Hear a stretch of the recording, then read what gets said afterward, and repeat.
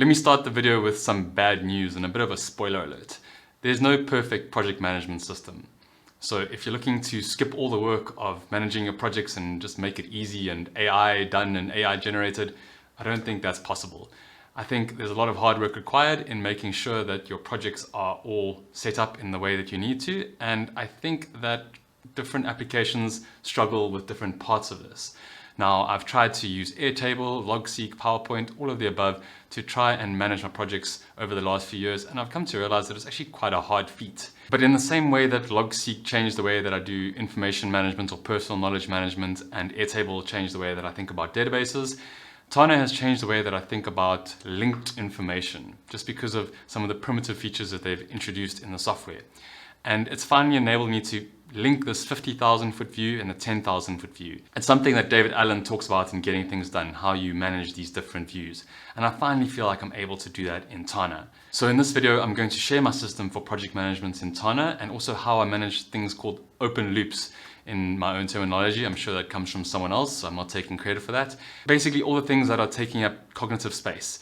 And I like to think of this as reducing psychic drag and getting to a point where you can get to the Zen state of mind like water, where you're comfortable that nothing is about to drop, but nothing's about to break. You haven't got any commitments outstanding. And that's a really good place to be. It's one of my highest intentions to try and embody that state. So hopefully I'll be able to give you some tips to maybe manage that for yourself in Tana. Now, be warned, Tana is not as simple as other applications. I think there's a lot of things to sort of get your head around and grasp when you start using it. So this is not a video that's going to break down those things. I'm assuming that the audience here has some appreciation of Tana already, has already used it. And I've got a lot of feedback from previous videos and also some of the people who purchased Logseek Mastery that they also want to see this sort of thing for Tana. So I'm doing a separate video which will be encompassed in a template, which I'm going to be releasing at the end of this video. So that will be available for you. So if you're looking for more details, that template guide is going to be available for you. I'm also going to be working on a course in a little bit longer term. So if you're interested, you can sign up at the link below. But for now, let's jump into Tana and see what it is that we're trying to achieve here. The way that I'm going to run this video is by going through the outline of this video that I have here. And that's the three things that I'm trying to achieve, the Tana magic that makes this work, and then the three components of my workflow or how I structure my work in Tana. And then I'm going to get into the template details. So I know there's a lot of screen real estate over here, but we'll be opening some things up here, so don't worry about that. Let's first look at the three things that I want to achieve. And I actually have made it a little bit bigger just because there's a lot of white space here. But the first thing is breaking down large projects into their component parts. And this must be in a systematic work breakdown structure. There must be a clear hierarchy here. There must be clear relationships between information.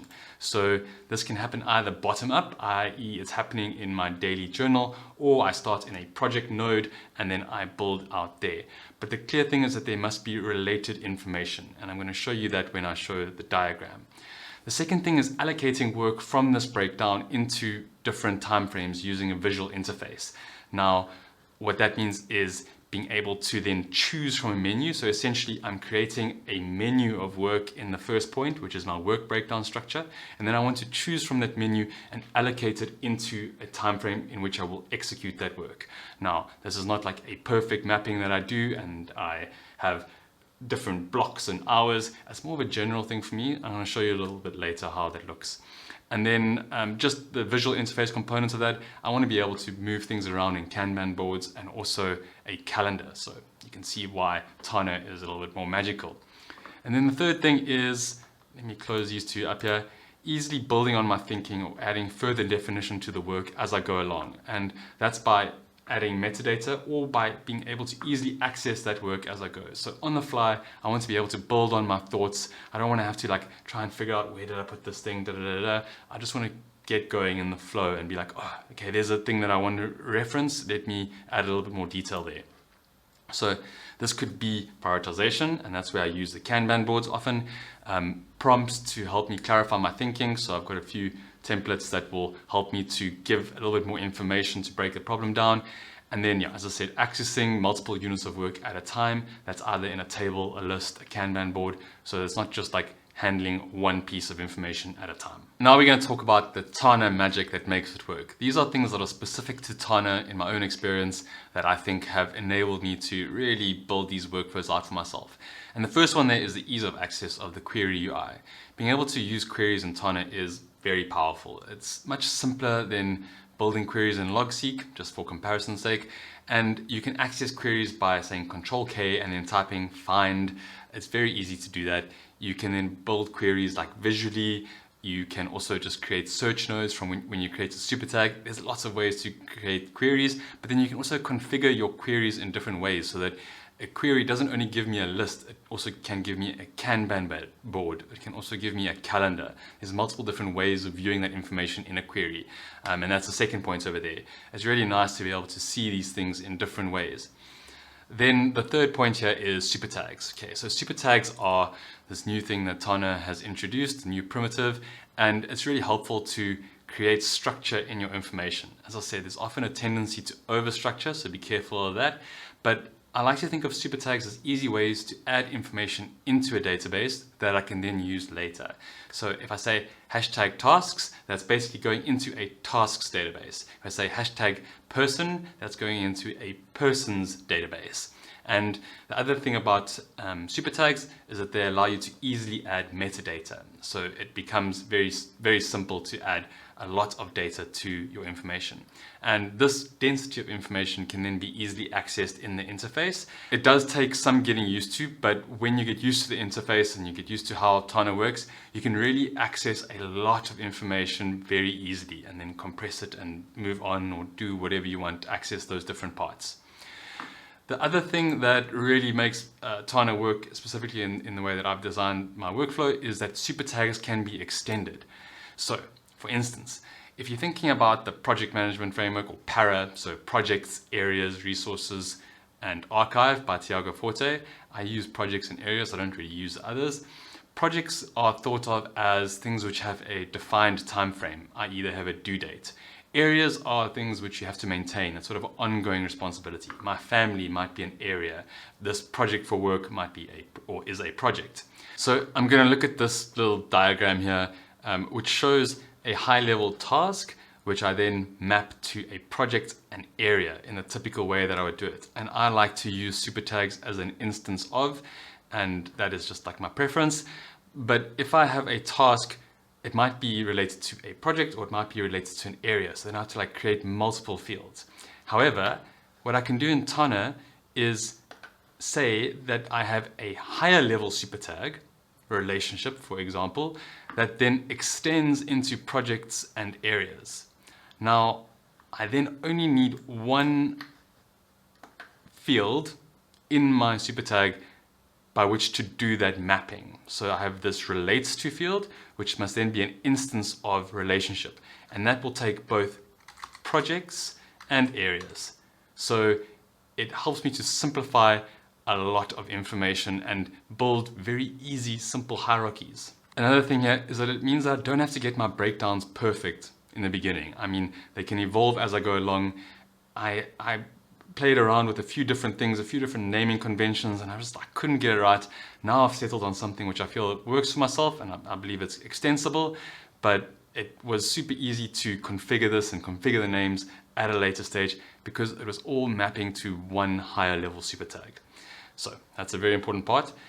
The other thing that is important is fields, which are like properties or attributes, but they are better. Specifically, having fields can be an instance of a super tag. Now, the example that I like to think of here is data validation in Excel. If you've ever done data validation, you're basically saying, I want this cell to be coming from a set of values that I've already specified somewhere else in my spreadsheet.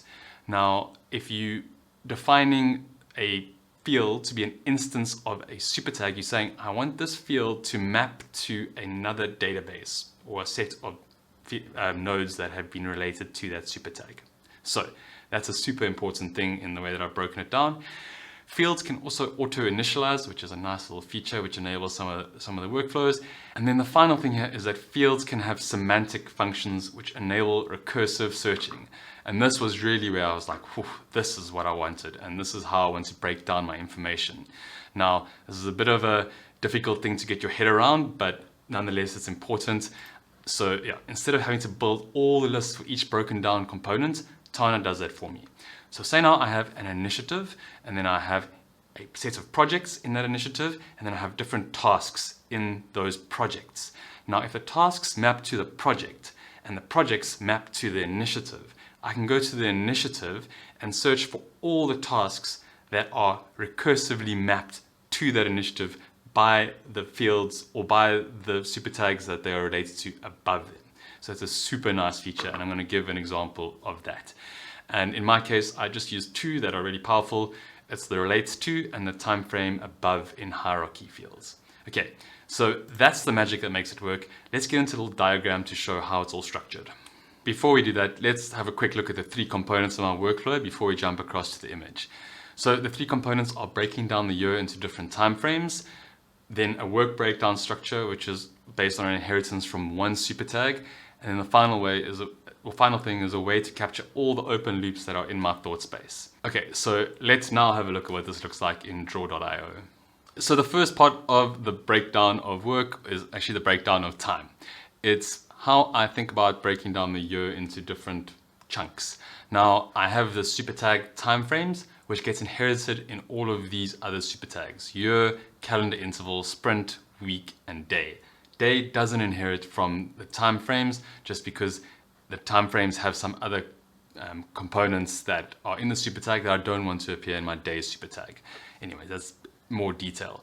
Now, calendar interval, that could be like a half year or a quarter, whatever you want to define for yourself there. So I have defined quarters. Sprints, I don't use 2-week sprints or 3-week sprints. I just find good sprints that break out different parts of the year depending on when I'm going on holiday or what I need to do. So I've just used generic language that will be generally acceptable. I don't really like the language sprint because it implies that one is stressed and running. But anyways, so this is some of the instructions which will be in the template, but yeah, I'm not going to go into too much detail here. The second component is the work breakdown structure. Now, the super tag that is inherited throughout is the super tag which is relationship. So when I say relates to, or there's a field relates to, it must be an instance of the relationship field. So the relationship field then goes down a level and extends into work units. And these work units are how I break down my work. So I've got domains, and domains are things like personal work or like personal endeavors. So that's just like my high level breakdown. And then I have initiatives. Initiatives are bigger than a project. You know, I can have a set of projects involved there.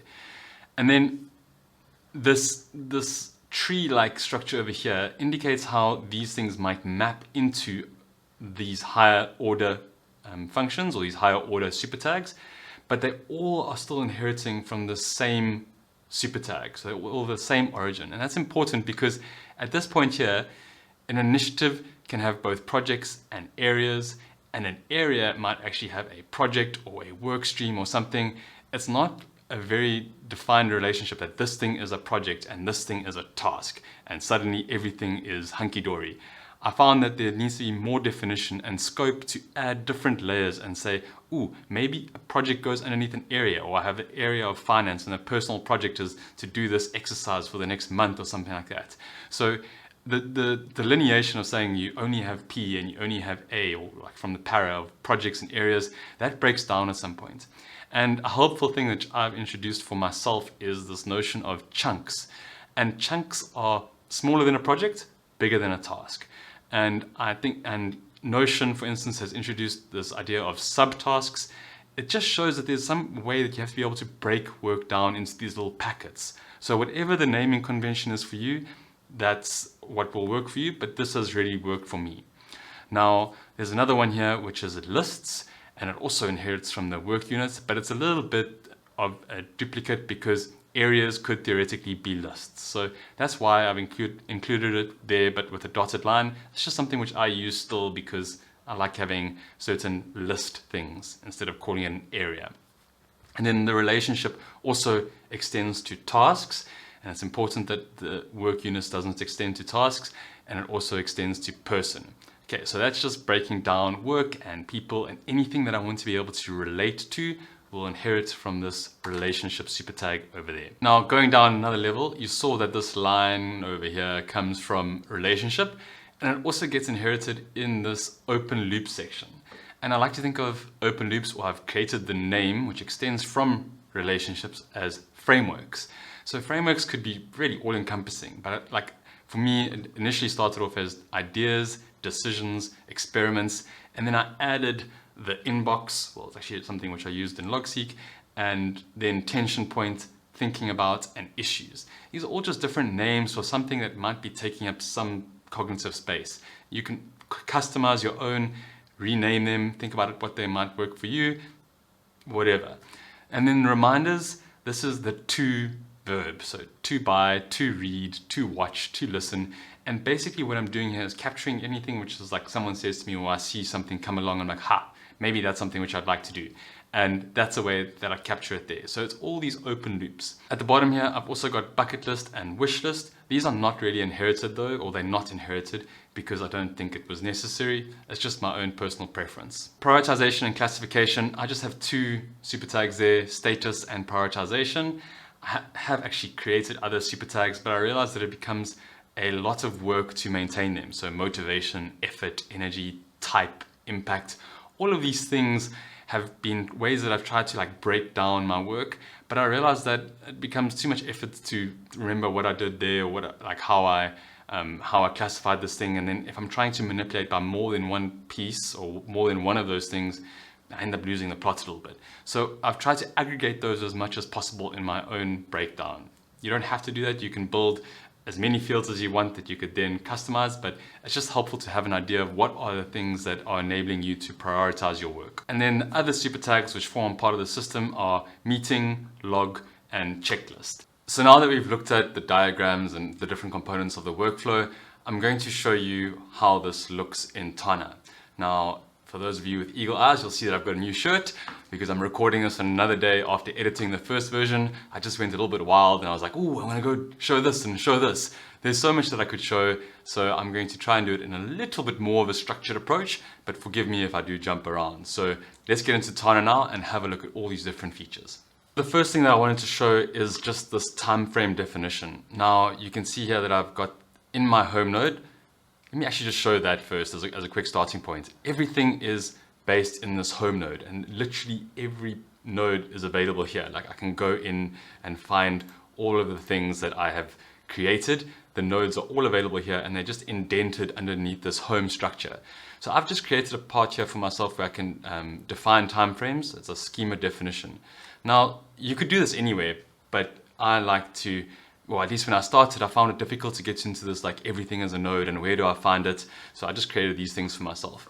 And you can see here that I have defined a number of sprints and they have got different time frames. So I'm also using 2023 so that next year, 2024, I don't get confused with those sprints, and it might help with search. But it's really easy just to define the name there and then say hashtag sprints. So what does this look like? I've got a date range, and then I've got timeframes above in hierarchy, and this is that one field that I spoke about as being recursive. Now, if I look at this, it's important to note that there's a difference between super tags and fields. That's just one thing to keep your head around, and that fields, if I control click this, have their own menu. So this one here is an instance of timeframes, and it's set to auto-initialize to an ancestor with this super tag. Now this is already getting complex. It's because of the log super tag that you saw at the end. It's not important to remember, but yeah, it's just something I did. And then I map this above here to the time frame above in hierarchy. So this one belongs in Q3 for 2023. And now this is where I have defined little work packets. And you can see here some of the work goals that I have in Q3 of 2023. It's just these 3 work goals. And you might think that is very little, and it actually is, but I'm moving these goals around into lots of different components. So if I go to my week view, for instance, let me just say control click there, today, and then go to this week here. Let's see, okay, I didn't actually move any work goals into this week. Let's go look at last week, previous day. Still figuring out the best ways to navigate around. Here we go. So there was a whole bunch of goals, and I actually haven't gone on my Monday and moved these things across because I didn't get this release template for Tana tasks out. I did actually do this thing, so I could tick that off and Bob's your uncle. So that shows the time breakdown structure. I'm going to get back to like how I visually move the goals around. This will actually be a good example later on. The second thing that I wanted to show is breaking down the initiative, and I'm going to go to the demo initiative in the template just to show what that looks like. So if I go here, I've created a query, and this is the Mining Co Full Potential Levers Initiative. So it's a huge project, and in this project, I've got a number of things that relate up to it, but they're not available here. I've got these query nodes over here, or these search nodes, which show the related work units, but they're not built up, or they're not built top down in this page. I've built those things in other places. So if I go to this Thursday, 1st of June, let me control click and open the right and go here. You can see here that I've got my Mining Co Full Potential Levers, which is initiative, and then I've got two projects, logistics optimization and marketing optimization. Now, if I click in here, if there is a gray dot around there, it means there's information below there. So this project, I then say, relates to the higher level initiative. And this is that next field, which is a part of, so it's got that semantic function which enables me to search recursively. So if I go here, actually this marketing optimization should also be part of Mining Co Full Potential, so I can just map that over there.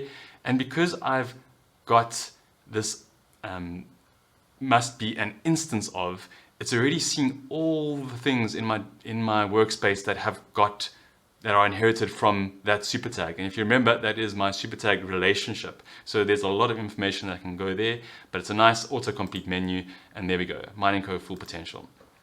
So now if I go to this Mining Co Full Potential Levers Initiative, I can go and have a look at my related work units. And they are my related work units. And I've also got this great feature where I can group by what it is related to. So if I just clear that, this is a whole list of all the things that are recursively linked back to Mining Co Full Potential. So this chunk, for instance, if I'm going to click in here, it's not related to Mining Co Full Potential. It's related to rail optimization, which itself is a work stream. Let me actually just go down the chain here. Is a work stream that's related to logistics optimization, which itself is then related to this Mining Co Full Potential levers. So I'm just going to click there just to show you. There we go. So those are the three levels. Let me just maximize this again. And then if I group this over here, I can see I can add this user-defined field relates to, so I can then see, okay, cool. These are all the related work units recursively broken down. Now, this is a very simple example. I found this to be so useful when looking at a different project. So my logseek mastery updates, this Tana, looking at a potential new channel, all of those things are like broken down by these recursive search loops. So the language for this is a little bit funny in the sense that it feels a bit backward. But I'm going to go to live query here. And what I'm saying here is the one component is work units. The second component is not done, so like incomplete. And this is a standard Tana thing. And then the really complicated one is, cool, I'm going to look at the field relates to, and then I add this components rec, so components recursive, to parent. So what that's saying is, if the field relates to has any ancestors that are related to this parent node, which in this case is Mining Co Full Potential levers, it breaks that down into this query. And that's how I can group by the relates to field in there. So a very nice function for breaking down projects. I'm going to navigate away from this workspace now, this demo workspace. I'm going to go to my own workspace to show you how I work with open loops. So if I navigate there, this is just a shortcut that I've created. It's a node. I just drag it and drop it there. And I've got all these queries, these search nodes, which bring up the lists of these super tags in my database. So if I go to this ideas prioritization Kanban, you can see here I've got two different ones, list of ideas and ideas prioritization Kanban. So I've just configured two different ways to see it. One is the list view, the one is the Kanban view. I quite like the Kanban view. So I've got these prioritizations, which are a little bit funny, as you can see, low effort, medium impact, whatever. And the ones that I want to look at here are low effort, high impact, high keenness, important topic. So I drag and drop these across, and hypothetically I just drag this one here and say, I think this one actually did belong there. And then I can also access that information here. So there's a high density of information available here. I can either open it up there, or I can open it up in the right sidebar or the right panel. And it just enables me to like access a lot of information in one place. And you can see here that some of these, for instance, this one here, I've got a hashtag problem development, which is another template in a sense, which enables me to add information here as I go along. So there we go. I've written a little bit about why I want to write this, my prioritization rationale. I can actually open that up and show this is an article that I want to write. It's all about practicing self-love, important thing. So don't fight yourself on your project management journey. Anyways, so let's close these things up here. That's just the way that I prioritize. And as I say, I can drag and drop these things. It's a nice visual interface. I really like that visual component. All my reminders are here. So if I go to my reminders, I actually haven't put all the lists here, but these are the ones that I mostly want to look at. So this to buy list is all the things that I need to buy. And yeah, I've removed a couple of things there, but anyways, that is just a running list of all the things that are on my mind, and I can very easily access them. Now there's a whole bunch of other reminders that are available in the template itself. So if I go here, that is very nicely queried, and yeah, you can just, whatever you have will show up there nicely. Okay, but I don't want this to become an advert for the template. I'll just show some things from the template that I've refined a little bit more than myself. The next one that I wanted to look at was the calendar-based breakdown. So I spoke about how I want to move these different packets of work across. So I already showed, if I go to my today node, and let me just open this week up in the right there, and then if I go to the previous day, I can see there that I had, I actually want to navigate to this week in the left, and let me just make this even over here. And you can see that I had all these chunks that I wanted to get to, but I didn't get to. So now I can very easily drag and drop these things across. Actually, let me just drag and drop all of them. Boom, boom. I can cut and paste them into my work goals. And that's a nice way to just reallocate these chunks of work. And hypothetically, if I have another list of chunks, and there's a lot of them, I don't know if it's safe to go and find the query. Let's see. I'm going to open up on the right side here. Cool. This is something I'm doing. I'm going onto a podcast, so might as well. And let me say work goals, prepare for Aiden Holfant podcast. Cool. So this is the idea of like, I have this list, this menu, and then I go and drag and drop things across. So that's the one way of doing things. If I go and look at the sprint time frame here, let me go see there. It doesn't look like I've achieved a lot, but realistically, I know that I've done a lot of work. Now, there's two ways of doing this, or of me seeing how much work I've done in the sprint. I can go and I could have it all there, but I like to move those chunks across. I've also got this log super tag down here, which when I use it, auto initializes that this node then gets this time frames above in hierarchy. So it goes and looks for an ancestor node with that time frame super tag. And that enables it to come up in this query over here. But I think that this is potentially going to be a little bit of overkill for some people. It's available in the template, but for me, the easiest way to do this is just to go and look at your weeks. So if I go to, let's go to today, and then week, and then let me go here, and I'll say list of week, and I've just scrolled down to show a little bit more here. These are some weeks that I've started like really using the system a lot nicely, and bringing in all these chunks. So instead of like having to go and make queries and make sure that all my properties are like recursive and using a log, I like just to like tick them off in the week and Bob's your uncle, they show up there. But there's a really nice feature in Tana, which is this calendar view. So if I go to my completed over here, so I'm going to say click on completed, I've got a completed project calendar and a completed task calendar. So what this does is when I mark a project as completed, or a chunk or anything really, it gets let's go back another week, because I didn't really do that there. There we go. So I've got two projects here, or 2 chunks that I completed, and I marked. So I published this logseq versus Tana video. Let's see, it gets this done time over here, so it automatically shows up in this calendar. And this is very nice if you're needing to do a review, tell someone what you did, a wrap up of the week. This is a really nice feature. I wish I'd had this years ago. The other way is, as I showed, to do this log, but the log for me doesn't feel as intuitive. It's available to you, but I think that just ticking it off and being able to search there is nicer for me. And this reminds me of something which I actually forgot to show in the sort of time breakdown component. But if I go to my today node, so let me just open today here, and I'm going to open up this task calendar on the right, which is a node that I've created, which I have then just simply configured the view to be a calendar view, which is great.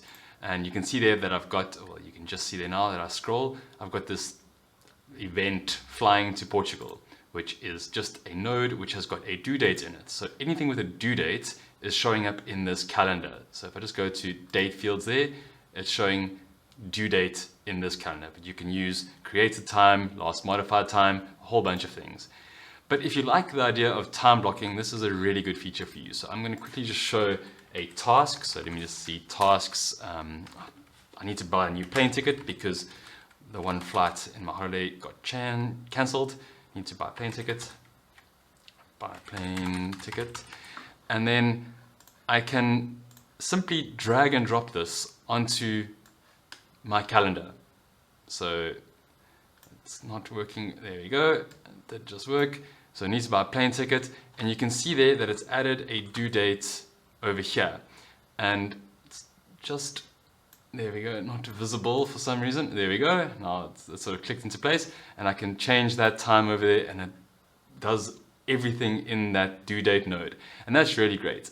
And I can also go and create a new event. So time block example,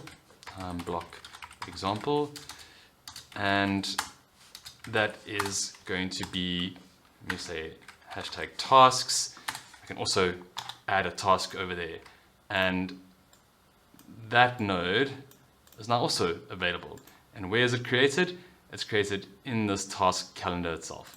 Okay, so that is, just a nice feature to be able to time block things.